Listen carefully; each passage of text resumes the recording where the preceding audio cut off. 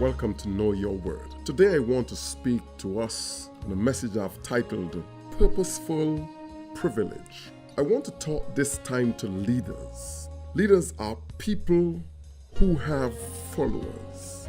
I want to talk today to persons who have been called to serve at different levels in our society. You might be in an institution, an organization, or even in the assembly. You might be in government. This is a message for leaders. There is in our world, among leaders, a fixation oftentimes with self instead of service. We like positions and not understanding the purpose of such positions. We take care of self rather than serving others.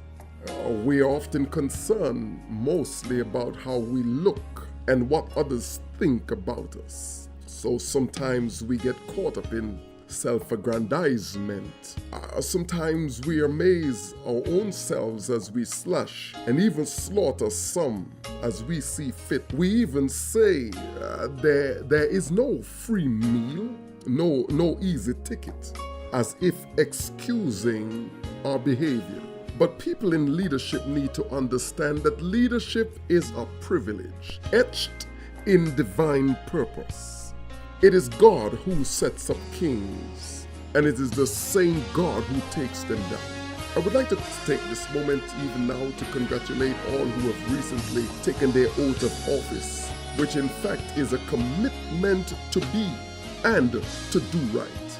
Leaders know that leaders are really the servants of others, even though they may bask in the service of others. Leaders know that the important thing is to do right because it is the right and moral thing to do.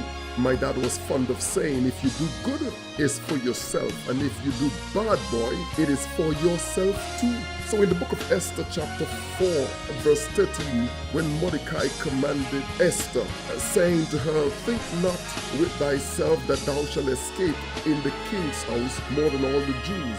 For if thou altogether holdest thy peace, enlargement and deliverance arise to the Jews from another place. But thou and thy father's house shall be destroyed. And who knoweth whether thou art come to the kingdom for such a time as this? Every leader knows that there comes a time when he or she must stand up. We cannot stay silent.